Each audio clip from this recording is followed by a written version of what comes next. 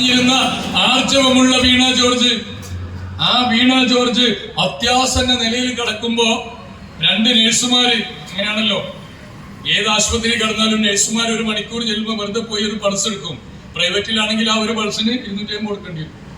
ഒറ്റ പ്രാവശ്യം എടുത്ത് അരമണിക്കൂർ കഴിയുമ്പോൾ പിന്നെയും വരും അടുത്ത 250. ഒരാൾ പ്രഷർ എടുത്ത് പോകും, അതിന് 100 ടിക്കിടും. അരമണിക്കൂർ കഴിഞ്ഞാൽ പിന്നെയും വരും, അടുത്ത 100 പോകും. നല്ലോണം കരുതിക്കൊള്ളുണ്ട് എന്ന് വിചാരിച്ച് ഇനി പ്രഷർ എടുക്കണ്ടെന്ന് പറയാനല്ല.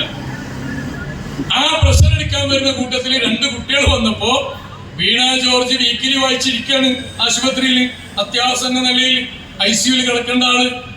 അതിൽ ഈ കുട്ടികൾ സെൽഫി എടുത്തു മന്ത്രിന്റെ കൂട്ടത്തില്. സ്വാഭാവികല്ലേ? ആ സെൽഫി അവർ ഫേസ്ബുക്കിൽ അപ്ലോഡ് ചെയ്തു, വാട്സാപ്പിലിട്ടു. തിരുവനന്തപുരത്തുണ്ടായിരുന്ന കേരളത്തിന്റെ പ്രതിപക്ഷ നേതാവ് അത് കണ്ടു. ഉടനെ സതീശൻ പത്രസമ്മേളനം നടത്തി പറഞ്ഞു, വീണ ജോർജ് പച്ചക്കള്ളം പറയുന്നു, ഇതാ ആശുപത്രിയിൽ ചിരിച്ചിരിക്കുന്ന ഫോട്ടോ. അപ്പോഴേക്കിന് ഈ 2 നഴ്സുമാരെ സസ്പെൻഡ് ചെയ്തു. രാത്രി നഴ്സുമാരെ സസ്പെൻഡ് ചെയ്തു.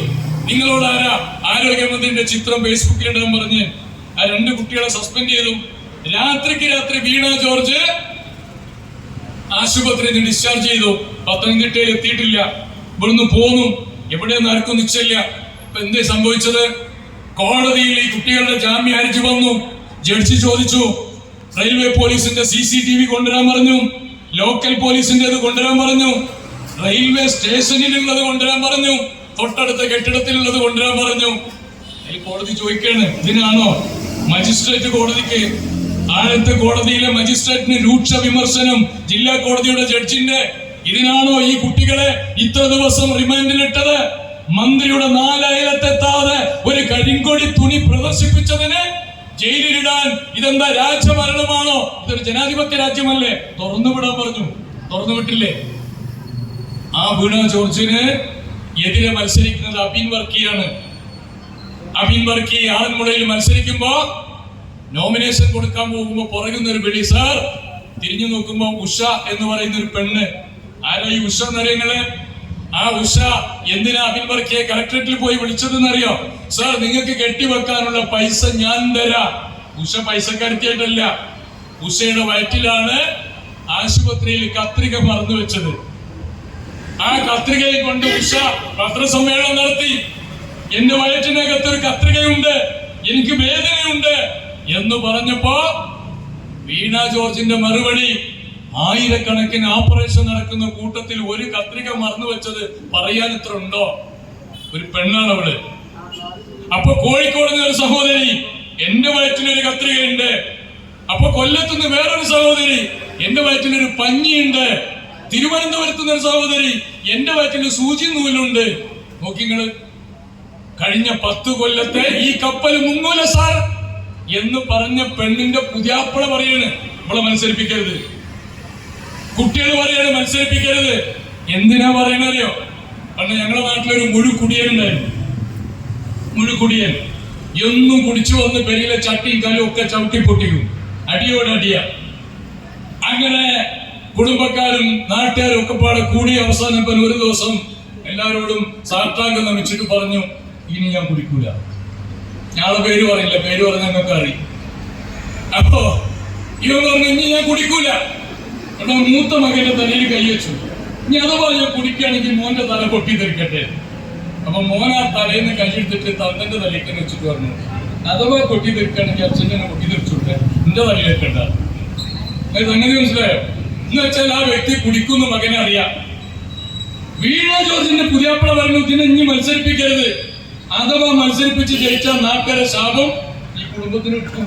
അതിന് കഴിച്ചിലാകാനാണ് പറയുന്നത്. അല്ലാതെ അവനന്റെ ഭാര്യ മന്ത്രിയാകുന്ന ഒരു കവിക്ക് തന്നെയല്ലേ? ആർക്കെ ബുദ്ധിയില്ലാതൊക്കെ മണ്ടം അതിനു മാത്രം അനുഭവിച്ചു തീർത്തു പാവപ്പെട്ട മനുഷ്യരുടെ കണ്ണുനീര്.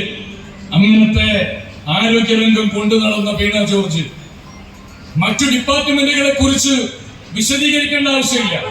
ഞാനിപ്പോ ഈ കഴിഞ്ഞ ആഴ്ചയാണ് പ്രസിഡന്റ് വൈസ് പ്രസിഡന്റോടുണ്ട്. ഞാനിപ്പോ ഈ കഴിഞ്ഞ ആഴ്ചയാണ് ചിഞ്ചുറാണി എന്നൊരു മന്ത്രിയുടെ തന്നെ അറിയാം. ഒരു അങ്ങനെ റാണിയാണ് തോൽക്കാൻ സാധ്യതയുള്ള മന്ത്രിയാണ് എഴുതിയപ്പോണ്ട് അതില് ചിഞ്ചു ആർക്കും അറിയില്ല. അങ്ങനെ കുറെ മന്ത്രിമാരുണ്ടാവും. ചിഞ്ചു റാണി തോൽക്കാൻ സാധ്യതയുള്ളതാണ് ചാനൽ കാണിച്ചപ്പോ.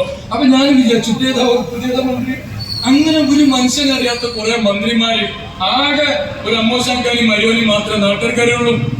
അൻവർ വെറുതെ പറയില്ല. ഞാൻ നേരത്തെ എന്റെ കൂട്ടത്തില് ആദ്യം പോകുന്ന അൻവറിന് പറഞ്ഞിട്ടില്ല. അൻവർ പോകുന്നു, വലിയ മത്സരാണ്. റിയാസ് ഈ ജില്ലയിലൊക്കെ പാറി നടന്ന് തെരഞ്ഞെടുപ്പ് പ്രചരണം നടത്തിയ ആളെ ഒക്കെ കണ്ടങ്ങൾ എവിടെ കണ്ടോ? ആ ബേപ്പൂർ മണ്ഡലം വിട്ട് പോരാൻ റിയാസ് അവിടെ കട്ടെ. ധർമ്മടത്ത് പിണറായിയുടെ സ്ഥിതി എന്താ? 40% UDF-നും 41% LDF-നും എന്നാണ് മാതൃഭൂമി ചാനൽ പറഞ്ഞത്. ഞാൻ പറയണ്ട അല്ലേ? 40-41 ധർമ്മടത്ത് വെറുതെ അല്ല. കഴിഞ്ഞ പഞ്ചായത്ത് തെരഞ്ഞെടുപ്പ് നടന്നപ്പോ കിട്ടിയ ചില ഡാറ്റ വെച്ച് നോക്കുമ്പോ ധർമ്മടം അടക്കമുള്ള സ്ഥലങ്ങളിൽ വലിയ പോരാട്ടമാണ് നടക്കുന്നത്. ഇഞ്ചോടിഞ്ച് പോരാട്ടം. ലാസ്റ്റ് നിയമസഭയ്ക്ക് പോയിട്ടില്ല, അവിടെ കൂടിയേക്കാണ്. കുറച്ചു പേർക്കുണ്ടേലും നോക്കൂ നിങ്ങള്. കേരം തിങ്ങും കേരള നാട്ടിൽ KR ഗൗരി ഭരിച്ചിടും. ഇവര് വിളിച്ച മുദ്രാവാക്യാണ്. KR ഗൗരിയമ്മയെ എന്ന അനിയത്തിയെ കാണിച്ചിട്ട് കല്യാണം നടത്തി ഏട്ടത്തിനെ കെട്ടിച്ചു. എന്തുണ്ടായത്? LDF അധികാരത്തിൽ വന്നു. KR ഗൗരിനെ മാറ്റി നിർത്തി നായനാരെ മുഖ്യമന്ത്രിയാക്കി. കഴിഞ്ഞ തവണ ഇവര് പറഞ്ഞു ശൈലജ ടീച്ചർ മുഖ്യമന്ത്രിയാകാൻ സാധ്യതയുണ്ട്, ഉറപ്പൊന്നും പറഞ്ഞില്ല. ശൈലജ ടീച്ചറെ മന്ത്രി പോലും ആക്കിയില്ല. കേരളത്തെ കോവിഡിൽ നിന്ന് രക്ഷിച്ച മഹാരക്ഷകയായിട്ട് അവതരിപ്പിച്ച ശൈലജ ടീച്ചർ ചിത്രത്തിലില്ല. ഇപ്പോ ശൈലജ ടീച്ചറെ ശല്യം തീർക്കാൻ വേണ്ടി വടകര നിർത്തി. ആ ശല്യം തീർന്നില്ല, വടകര തോറ്റു. ജയിച്ചാല് ആ ഈസും വാസും ഒക്കെ വെച്ച് എങ്ങനെയെങ്കിലും ഒക്കെ 5 കൊല്ലം നരേന്ദ്രമോദിന്റെ കൂട്ടത്തിൽ അവിടെ കഴിഞ്ഞോളൂ വിചാരിച്ചിരുന്നു, നടന്നില്ല. ഷാഫി 1 ലക്ഷത്തി ചില്ലാനം വോട്ടിന് ജയിച്ചു. ഇപ്പോ ശൈലജ ടീച്ചർ ജയിച്ച പുത്തുപറമ്പ് മണ്ഡലം, ആ മണ്ഡലത്തിൽ നോക്കൂ നിങ്ങള്. ആ മണ്ഡലത്തിലെ സുരക്ഷിതമായ വിജയമുള്ള മണ്ഡലത്തിൽ നിന്ന് അനിശ്ചിതമായ വിജയമുള്ള പേരാവൂരിലേക്ക് മാറ്റി ശൈലജ ടീച്ചറെ. എന്താ കാരണം? എങ്ങാനും ശൈലജ ടീച്ചർ ജയിച്ചു വന്നാൽ ഇവരാണ് സ്ത്രീ ശാക്തീകരണത്തെ കുറിച്ച് സംസാരിച്ചുകൊണ്ടിരിക്കുന്നത്.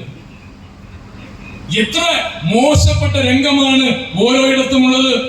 ഓരോന്നും വിശദീകരിക്കാൻ സമയമില്ല. അങ്ങനെ സ്ത്രീ ശാക്തീകരണത്തെ കുറിച്ച്, സ്ത്രീകളെ ശാക്തീകരിക്കാൻ ഇവർക്ക് നന്നായിട്ട് അറിയാം. കഴിഞ്ഞ തവണ പാർട്ടിയുടെ സംസ്ഥാന സെക്രട്ടറി സഖാവ് വിജയൻ, അറിയാലോ, അദ്ദേഹത്തിന്റെ ഭാര്യയാണ്, വിജയരാഘവന്റെ ഭാര്യയാണ് ഉന്നത വിദ്യാഭ്യാസ മന്ത്രി R ബിന്ദു. കാമനൂരിൽ ഒരു കോളേജ്, അരീക്കോട് ഒരു കോളേജ്, അല്ലേ? നിങ്ങൾ കണ്ടില്ലേ? എന്ത് സഖാക്കളെ നാണവുമാനുണ്ടോ നിങ്ങൾക്ക്? ഒരു കോളേജ് ഉന്നത വിദ്യാഭ്യാസ രംഗത്ത് കേരളത്തിൽ കൊണ്ടുവന്നോ?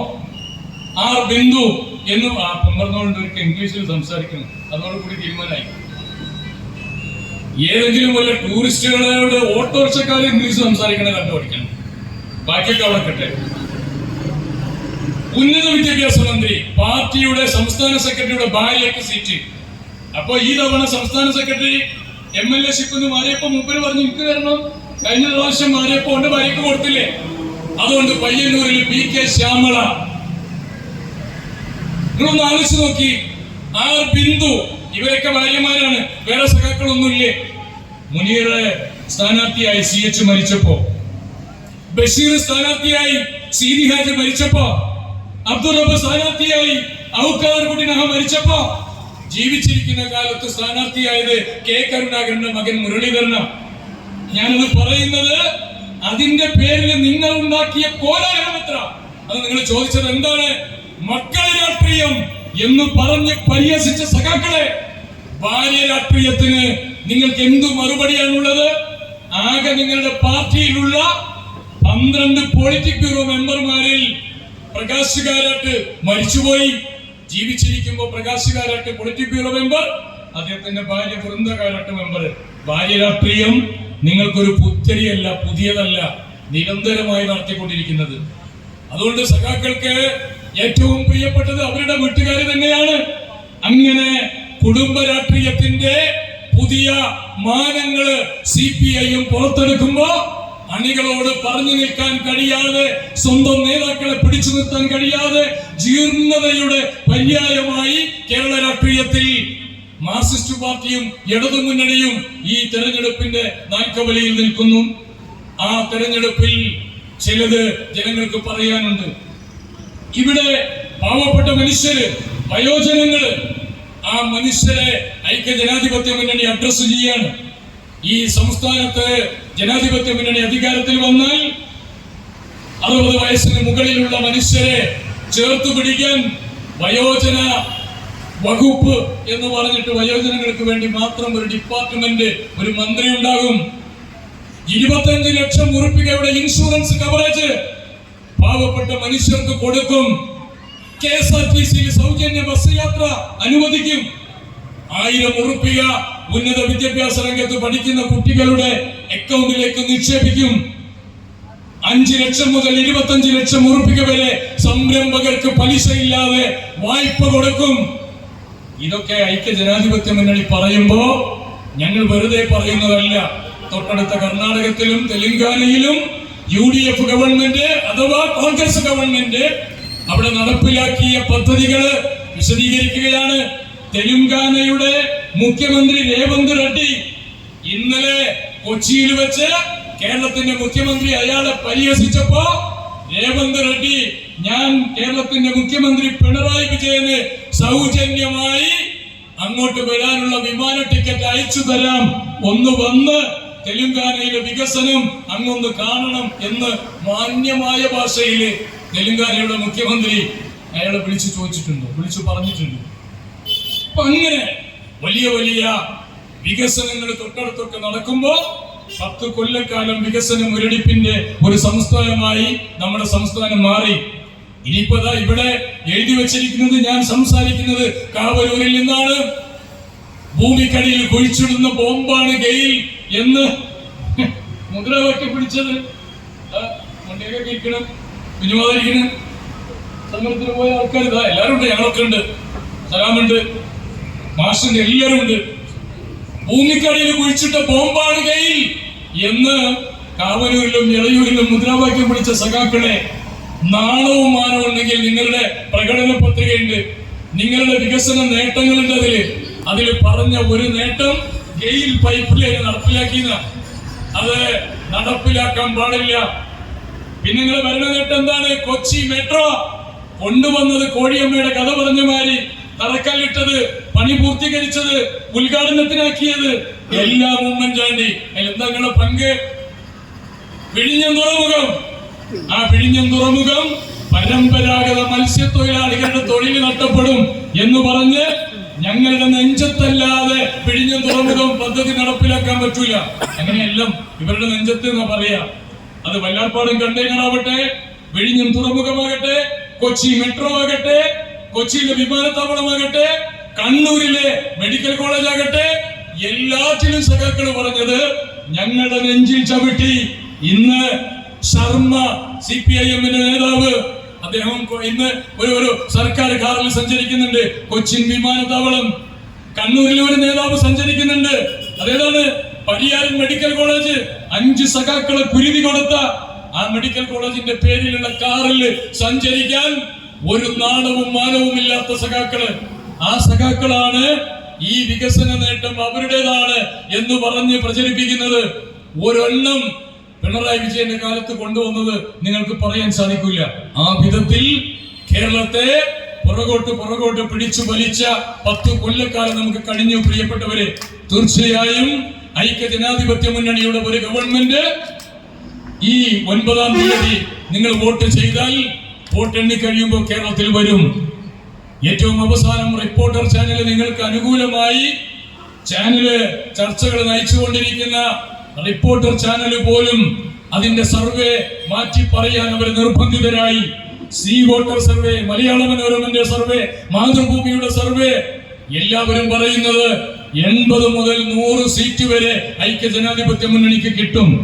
ഞാൻ അതില് കുറച്ചുകൂടി ഈ സർവേകളെക്കാൾ ഞാൻ കാണുന്നത്, ആധികാരികമായി ഞാൻ വിശ്വസിക്കുന്നത്, കേരളത്തിന്റെ പ്രതിപക്ഷ നേതാവ് VD സതീശന്റെ വിലയിരുത്തലാണ്.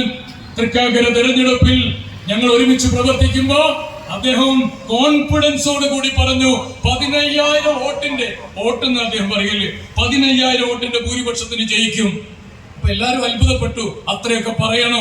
ജയിച്ചു കിട്ടിയാൽ മതിയായിരുന്നു എന്ന് വിചാരിക്കുമ്പോ വോട്ട് എണ്ണിക്കഴിഞ്ഞതിന്റെ മുമ്പ്, പെട്ടി പൊളിക്കുന്നതിന് മുമ്പ് സതീശൻ പറഞ്ഞു 15,000 വോട്ടിന് ജയിക്കും.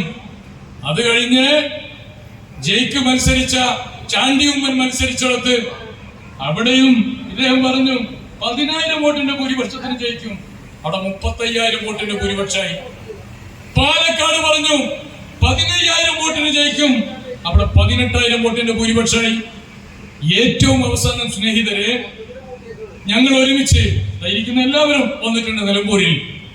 ആ നിലമ്പൂര് തെരഞ്ഞെടുപ്പിൽ വോട്ട് പെട്ടിയിലായപ്പോ വി ഡി സതീശൻ പറഞ്ഞു, ഏത് തൃണമൂല് മത്സരിച്ചാലും ശരി 10,000 വോട്ടിന്റെ ഭൂരിപക്ഷത്തിന്, അതിൽ കുറയാത്ത ഭൂരിപക്ഷത്തിന് ആര്യാടൻ ഷൗക്കത്ത് ജയിക്കും.